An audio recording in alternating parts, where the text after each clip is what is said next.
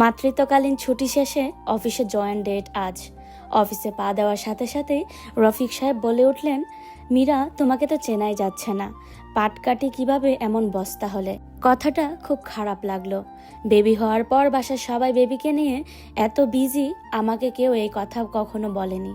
আমি বুঝেছি আগের একটা ড্রেসও হচ্ছে না, এমনকি নিজেকে নিজেই চিনতে পারছি না। কারণ একটু বাইরে গিয়ে নিউ ড্রেস কিনবো, সে টাইমটাও করে উঠতে পারছিলাম না, তাই শাড়ি পরেই চলে আসলাম। কিন্তু কখনো খারাপ লাগেনি। বাইরে পা দেওয়ার সাথে সাথে এমন কথা শুনবো আসলে ভাবিনি।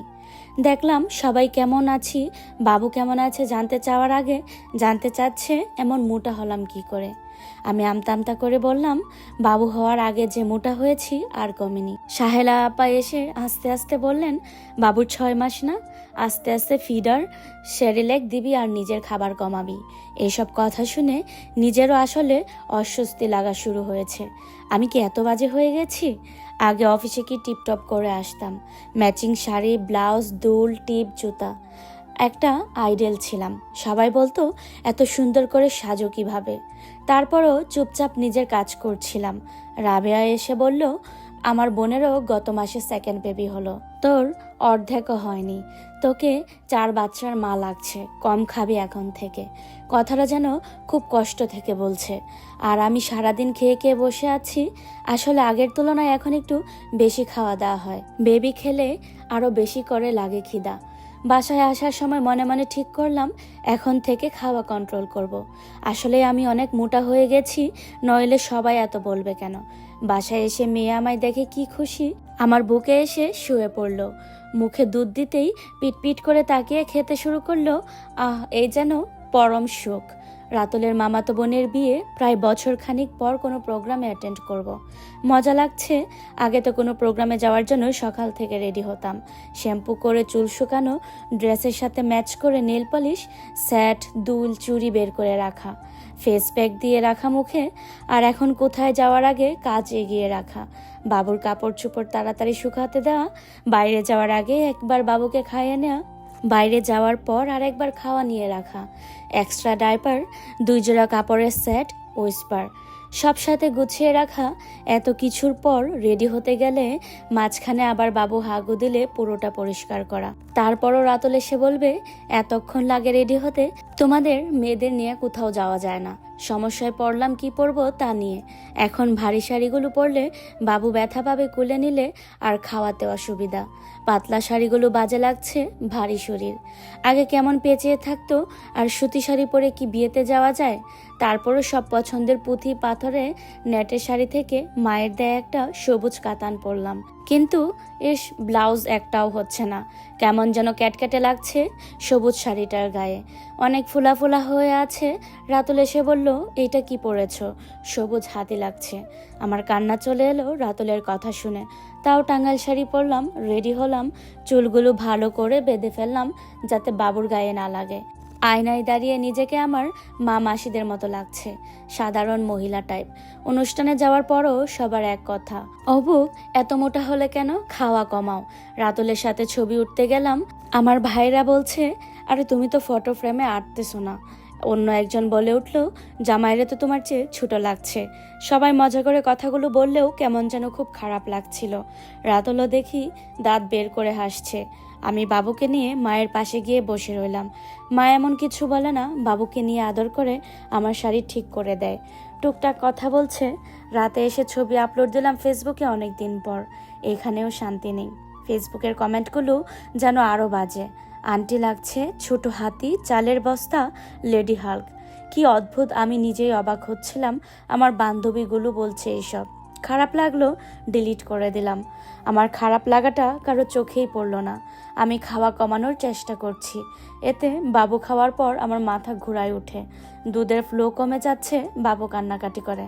না, ঠিক করলাম যে যে যা বলুক, আমি আগে নিজের এবং নিজের মেয়ের কথা চিন্তা করব। এখন কেউ কিছু বললে হাসি মুখে উত্তর দেই। কেউ যদি বলতে আসে, এত মোটা হলে কেমনে খাও, কম খাও, আমি বলি, চাল তো আপনার যাচ্ছে না, কিংবা জায়গাও কম পড়ছে না আপনার। নিজেকে দেখুন আগে, শার্টের বোতাম তো ফেটে যাচ্ছে। যখন উত্তর দেওয়া শুরু করলাম, কেউ আর তেমন বলে না যে তার মতো চলো। রাতে রাতুল বাচ্চাকে বুকের উপর বসিয়ে খেলছিল। ও মা, আমার ছোট হাতি ছোট হরিণ, মা দেখো খেয়ে খেয়ে কত মোটা হয়েছে, তোমাকে কিচ্ছু দেয় না, তাই না? কথাগুলো খেলার ছলে বললেও আজ চুপ থাকলাম না। রাতুলকে বললাম, রাতুল, বাচ্চাটা কার? আমার। তো তোমার বাচ্চা জন্ম দিতে তো আমি এত কিছু করেছি, তোমার শরীরে তো কোনো চেঞ্জ হয়নি, ভিতরে এতদিন কষ্ট করে আমি রেখেছি, হওয়ার পর রাত দিন আমি তাও সব করেছি। যখন রাতে 8-10 বার উঠে দুধ খাইছি তখন তো তুমি ঘুমাতে আরামে। তুমি যখন সকালে হাঁটতে যেতে আমি সারা রাতে ক্লান্তি নিয়ে বাবুকে নিয়ে শুয়েছিলাম। তুমি আসার আগে নাস্তা বানিয়ে দিয়েছি।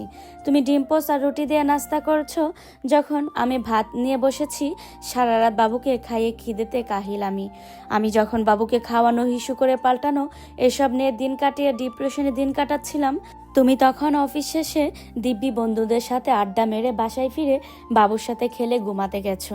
5 মিনিট কথা বলতেও আসনি, কাছে আসা তো দূরের কথা।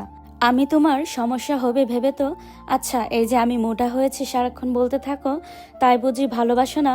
কি যা তা বলছো, এসব কখন বললাম? ভালোবাসবো না কেন? এবার আমি কান্না করেই দিলাম। আমি জানি।